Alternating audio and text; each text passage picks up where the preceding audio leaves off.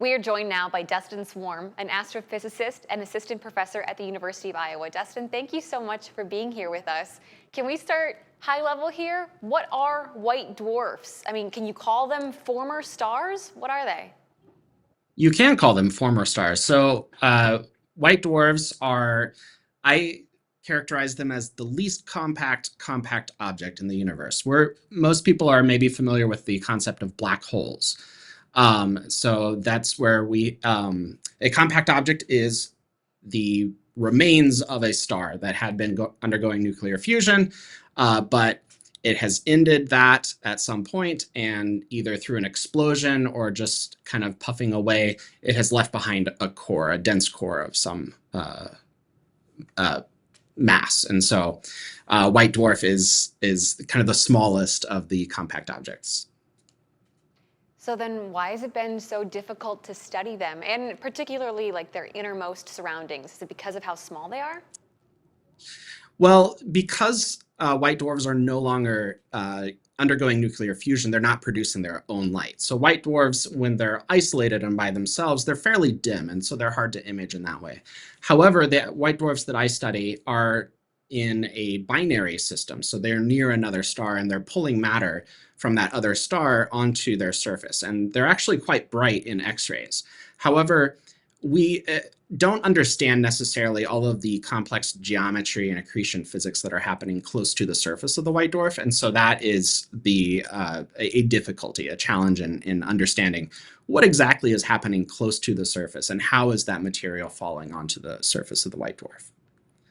Okay, that's really interesting. These binary systems you're talking about, where there is a white dwarf that's literally pulling matter from another star. How rare or common is that?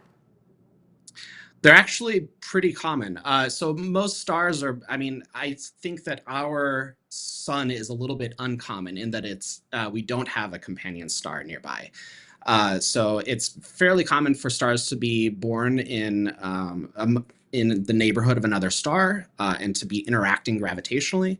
And because white dwarfs are the stellar remnants or the remnants of stars that are around the same mass as our sun. Those are the most common type of star. And so we expect that white dwarfs are the most common type of stellar remnant or compact object. We observe these sort of accreting white dwarf systems throughout our galaxy, and a lot of my research has also been looking at the galactic center, and we see thousands of point sources there that we think are these accreting white dwarf systems. So they're fairly common, but they come in a variety of flavors, and so that's what makes them so interesting. Well, then let's talk about your work and your discovery. You partnered with a team at MIT, and you're all using this high-powered NASA X-ray. What star system were you actually looking at, and how far away is it? We were studying EX Hydrae, and I don't remember off the top of my head the distance. I have it written down though. So it's 50 parsecs. So a parsec that's short for parallax second, and it's a unit of measure. It's about 3 light years. So it's roughly 150 light years away from us. So fairly close by, considering the other objects I study are in the galactic center, which is 8,000 parsecs, so much further away. But as I said, the system is EX Hydrae, and the telescope we used is the Imaging X-ray Polarimetry Explorer, IXPE, or I commonly say IXPE.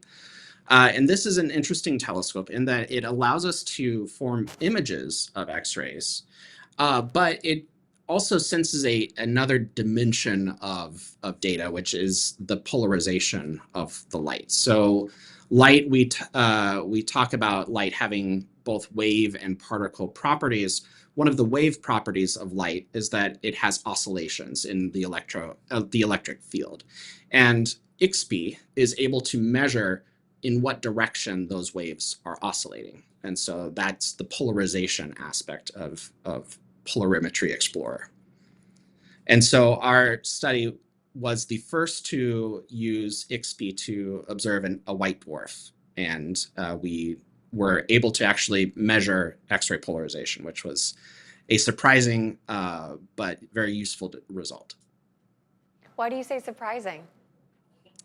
I think surprising because XP has been used to study extreme objects, such as active galactic nuclei, or AGN.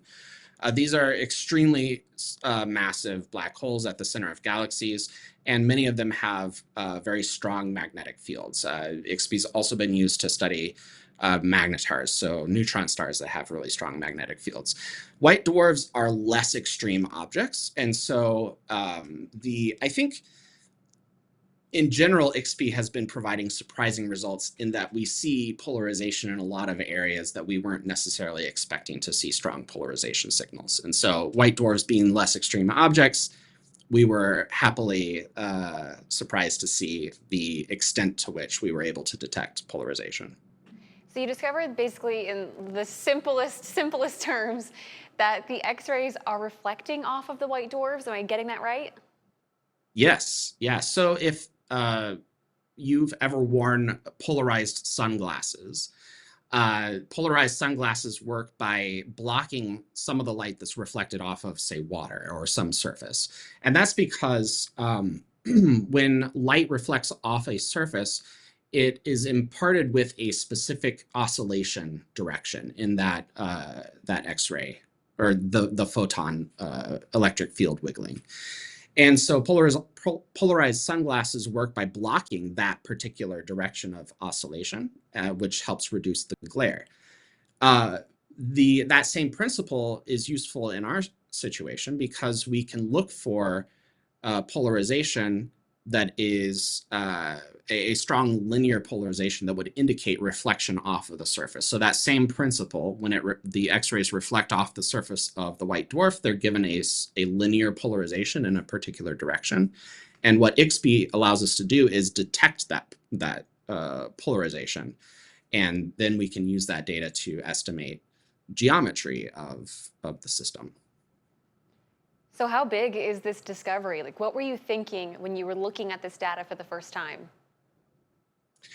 Well, it was really exciting. As I said before, this was the first time that XP had been pointed at a cataclysmic variable, which is the specific type of accreting white dwarf system.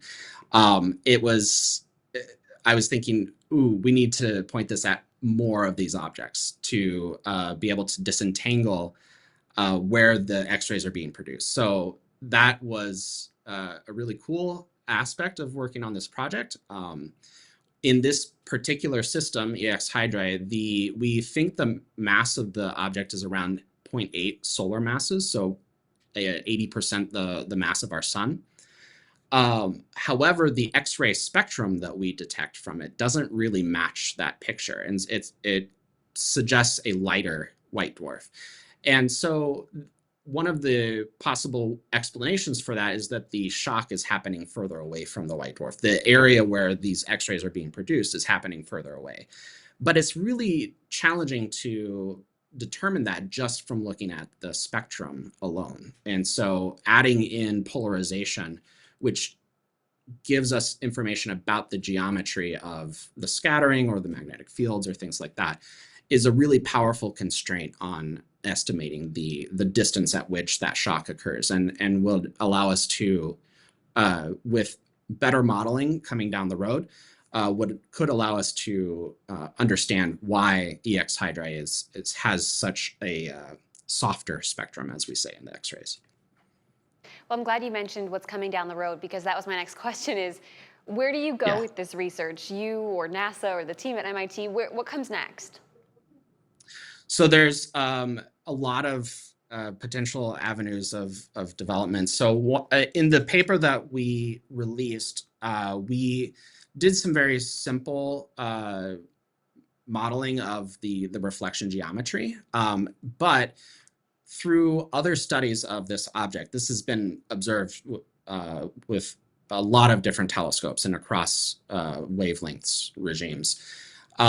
We have a better understanding of kind of what we expect the environment around the white dwarf to look like. And so what we plan to do is do some simulations that incorporate that sort of those geometric properties that we expect from other studies to predict and explain the polarization that was measured. We also are planning to, so this EX Hydri is called an intermediate polar, which is we're getting into the weeds here. It's a specific type of accreting white dwarf where it has a strong magnetic field. And that magnetic field channels material onto the white dwarf in a small footprint. We also want to compare these results to other intermediate polars and to other types of accreting white dwarfs that have weaker magnetic fields, and show that we don't expect there to be much polarization from a white dwarf that has a weak magnetic field, because the accretion geometry is such that there wouldn't be a strong signal produced. But we don't know until we look. And so that is another way that we can explore this. And as I said before, we have lots of observations of EX Hydri in the X-rays using other instruments.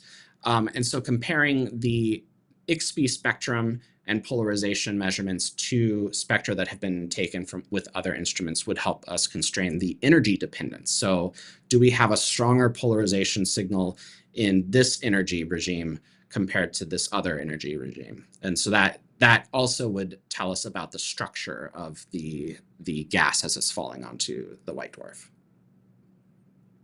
Dustin, your research is fascinating, and I love the passion that you have when you're talking about it. So before I let you go, I want to just ask you the simple question of why do you love space and the study of it so much? That's a great question. So I mean, I grew up watching Star Trek, and I'm a science fiction fan. So that was a predisposition toward studying space.